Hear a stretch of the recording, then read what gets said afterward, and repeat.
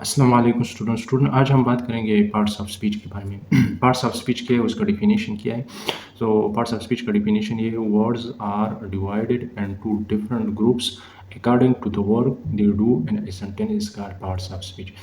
काम के हिसाब से वर्ड्स को मुख्तलिफ ग्रुप्स में डिवाइड किया है, इसको पार्ट्स ऑफ स्पीच कहते हैं अकॉर्डिंग टू देयर वर्क। अच्छा, आज हम इसको सारे सारे पार्ट्स ऑफ स्पीच को एक ही लेक्चर में कवर करेंगे और बाद में हर एक पे एक एक सेपरेट लेक्चर बनाएंगे। फॉर एग्जांपल नाउन, नाउन के टाइप्स, उसकी जेंडर्स और सिंगुलर प्लूरल, इस तरह प्रोनाउन के टाइप्स वगैरह। तो फिर इसको हम अलग अलग से एलाबोरेट करेंगे और इस पे एक अलग-अलग सेपरेट लेक्चर बनाएंगे। तो अब हम आते हैं, इन तमाम को एक साथ पढ़ते हैं। अच्छा, पार्ट्स ऑफ स्पीच हमारे पास टोटल 9 है। अच्छा, first is noun, second pronoun, third adjective, fourth verb, five adverb, six preposition, seven conjunction,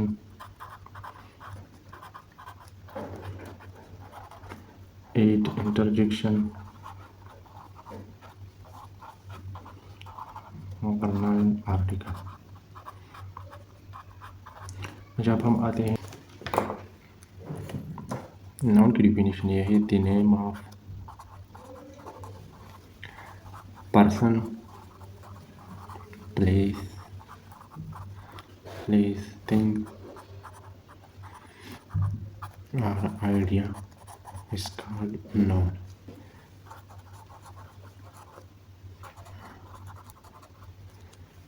अच्छा, अब हम आते हैं एग्जाम्पल की तरफ।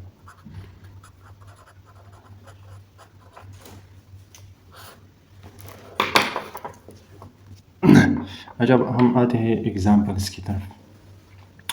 For example Ali, boy, doctor. Doctor city में हमारे पास पेशावर, इस्लामाबाद, कराची एट्सेट्रा। और थिंग्स में हमारे पास वाटर, पेन, वुड एट्सेट्रा। तो ये हमारे पास नाउन हो गया। अब हम आते हैं प्रोनाउन की तरफ। प्रोनाउन क्या है?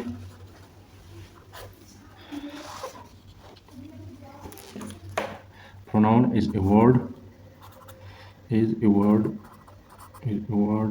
used instead of noun to avoid repetition of the noun। For example हमारे पास है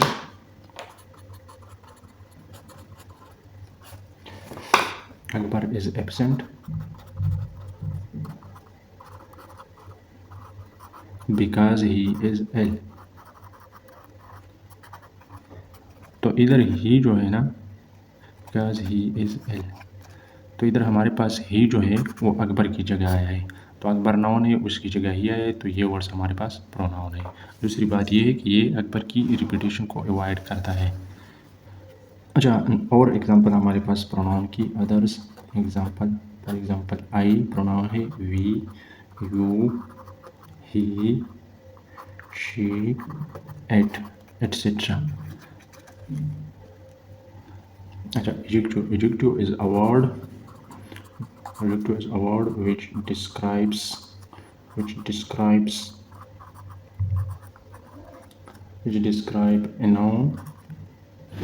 describes a noun, or pronoun।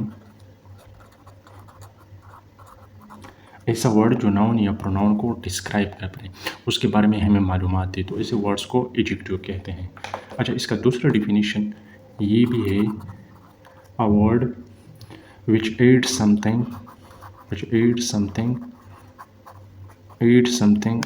to the meaning of a noun or pronoun is called adjective or pronoun। Is called adjective. बल की तरफ आते हैं। अच्छा example, he is a brave boy, he is a brave boy. तो इधर हमारे पास brave जो है वो एडजेक्टिव है, क्योंकि ये हमारे पास नॉन को डिस्क्राइब करता है। कौन से नॉन को? बॉय। बॉय हमारे पास नॉन है, ब्रेव हमारे पास एडजेक्टिव है। तो एडजेक्टिव हमेशा नॉन के साथ आएगा, करीब जिस नॉन को वो डिस्क्राइब करता है। तो ये मीनिंग्स में कुछ ऐड करता है या इसको डिस्क्राइब करता है, तो ये ब्रेव हमारे पास एडजेक्टिव है। दूसरा example, there are 20 boys in the class, there are 20 boys in the class, in the class. अच्छा हमारे पास इधर 20 जो है, 20 हमारे पास एडजेक्टिव, क्योंकि ये हमारे पास बॉयज़ को डिस्क्राइब करता है। किस तरह डिस्क्राइब करता है? बाय क्वांटिटी, मतलब ये हमें तादाद बताता है कि कितने लड़के हैं। तो ये हमारे पास एडजेक्टिव ऑफ नंबर हो गया। एडजेक्टिव फिर अपनी टाइप से 5 टाइप से, adjective of quantity, adjective of quality, adjective of number, demonstrative adjective और इंटरोगेटिव एडजेक्टिव, तकरीबन 5 टाइप से। उसको फिर हम अलग क्लास में कवर करेंगे। अच्छा फोर्थ वाला हमारे पास है वर्ब। वर्ब को एक्शन वर्ड भी कहते हैं, एक्शन वर्ड। अच्छा इसकी डिफिनीशन ये है, a word use, word use to show an action, to show an action और state, state is called verb. मतलब ये हमेशा एक्शन को जाहिर नहीं करेगा, स्टेट को भी जाहिर करेगा। तो मतलब जिस जो वर्ड स्टेट को जाहिर करेगा वो भी वर्ब होगा। अभी हम एग्जांपल की तरफ आते हैं तो आप लोगों की समझ आ जाएगी। एग्जांपल्स,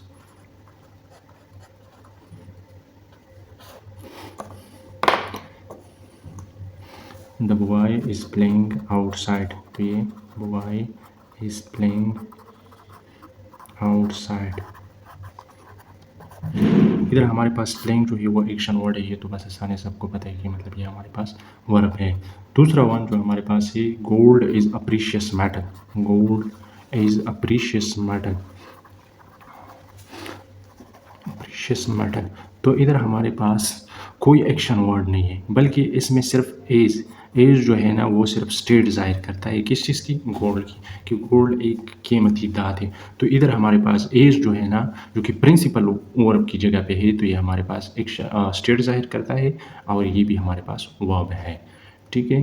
अभी थर्ड वन है हमारे पास, Karachi is a big city, Karachi is a big city, is a big city. तो इधर हमारे पास कराची कोई काम नहीं करता, बल्कि एज जो है ना वो कराची की स्टेट जाहिर करता है कि कराची एक बड़ा शहर है, और मेन वर्ब की जगह पे है, तो ये हमारे पास मेन वर्ब है, आल्दो कि ये स्टेट जाहिर करता है। अच्छा फिफ्थ वन हमारे पास है एडवर्ब। एडवर्ब की डिफिनीशन ये है, a word, a word use to describe, to describe, to describes, a word used to describes a adjective, a word used to describe adjective, verb or another adverb, another adverb। तो ये हमारे पास तीन चीज़ों को describe करता है, या adjective को, या वर्ब को, या दूसरे एडवर्ब को डिस्क्राइब करता है। डिस्क्राइब का मतलब ये है कि इसके मुख्तलिफ पहलू के बारे में हम मालूमात देते हैं, एडजेक्टिव वर्ब या एडवर्ब के मुख्तलिफ पहलू। कैसे? अच्छा हम आते हैं एग्जाम्पल्स की तरफ। फर्स्ट एग्जाम्पल हमारे पास है, this flower, this flower is very beautiful, is very beautiful.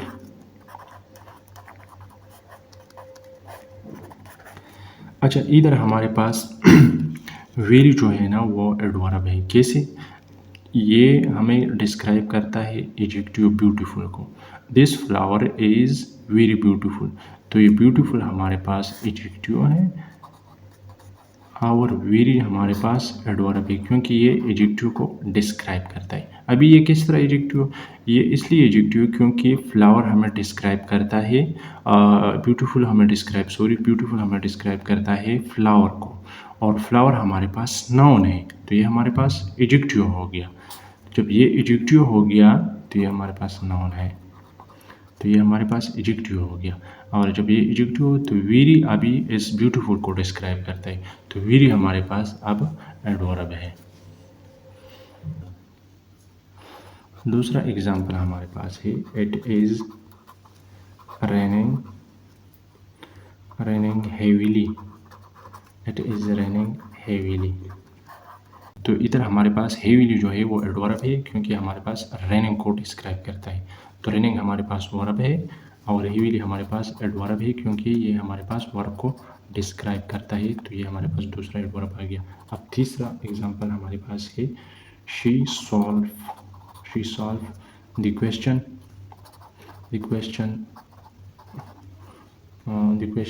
She solve the question quite correctly. She solve the question quite correctly. अच्छा, इधर शी सॉल्व द क्वेश्चन, तो उसने क्वेश्चन को हल किया, सॉल्व। तो correctly, she solve the question correctly, तो ये करेक्टली हमारे पास वर्ब को डिस्क्राइब करता है कि किस तरह हल किया, करेक्टली हल किया। तो ये हमारे पास एडवर्ब हो गया।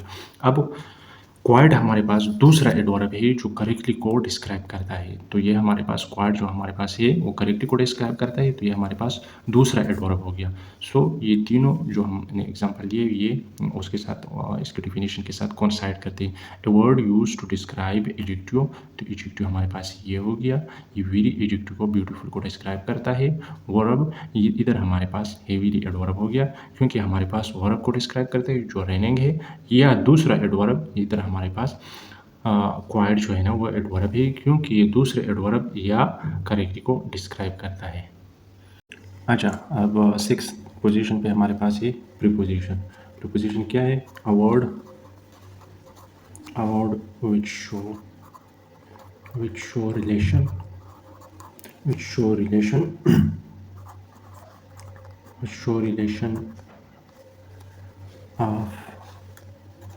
relation of a noun or pronoun to something else।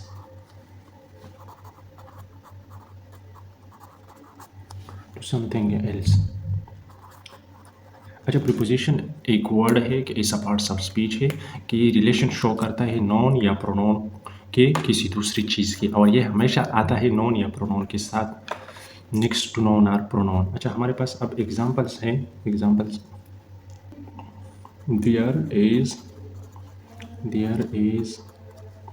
a cow in the garden। अच्छा, इधर इन हमारे पास है वो प्रीपोजिशन है।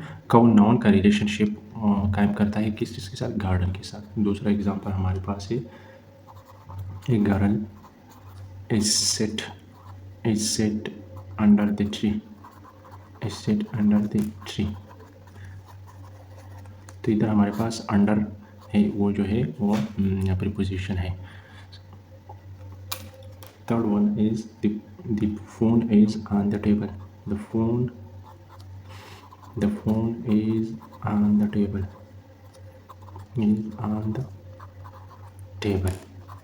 तो इधर ऑन हमारे पास प्रीपोजिशन है क्योंकि फ़ोन का रिलेशन बनाता है टेबल के साथ। इधर अंडर प्रीपोजिशन है क्योंकि सेट का रिलेशन बनाता है ट्री के साथ।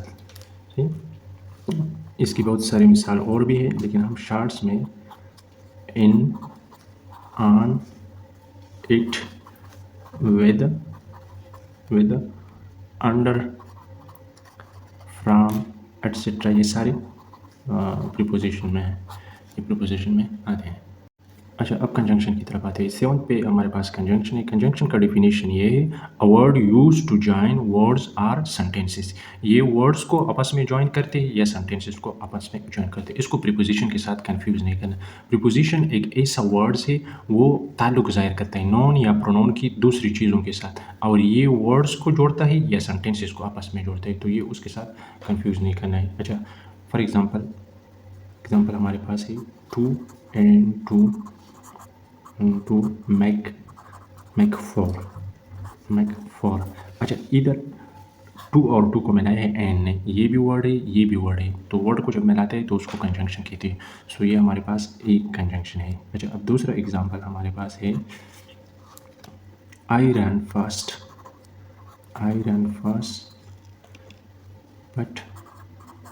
But missed the train.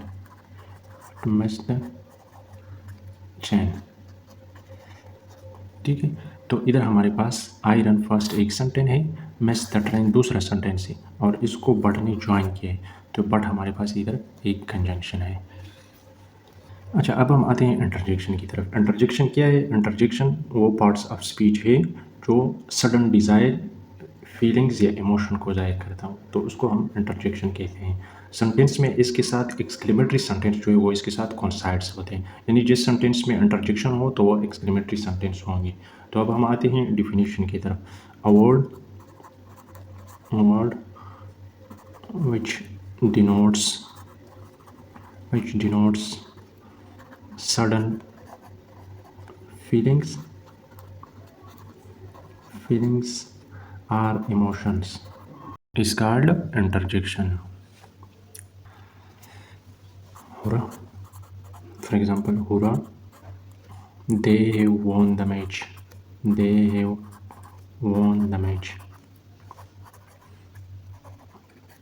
तो इसमें सडन फीलिंग्स या इमोशन है, खुशी का इजहार है, तो ये हमारे पास हुर्रा जो लफ्ज़ है ये हमारे पास इंटरजेक्शन पार्ट्स ऑफ स्पीच है। दूसरी बात ये कि इसके साथ मार्क्स ऑफ एक्सक्लेमेशन आता है, ये वाला जो मार्क्स है इसको मार्क्स ऑफ एक्सक्लेमेशन कहते हैं और ये इंटरजेक्शन के पास आता है। दूसरा, alas she she has died, she has died. अच्छा, अभी ये अला जो है ये गम की वो है और ये भी स्ट्रॉन्ग फीलिंग्स में आता है, तो ये हमारे पास एक इंटरजेक्शन है। अच्छा, 9 हमारे पास है आर्टिकल्स। आर्टिकल्स में हमारे पास 2 टाइप्स है, एक होता है डिफिनेटिव आर्टिकल, डिफिनेटिव आर्टिकल उसमें हमारे पास दी है, और दूसरा हमारे पास है इनडेफिनेटिव आर्टिकल, इनडेफिनेटिव आर्टिकल।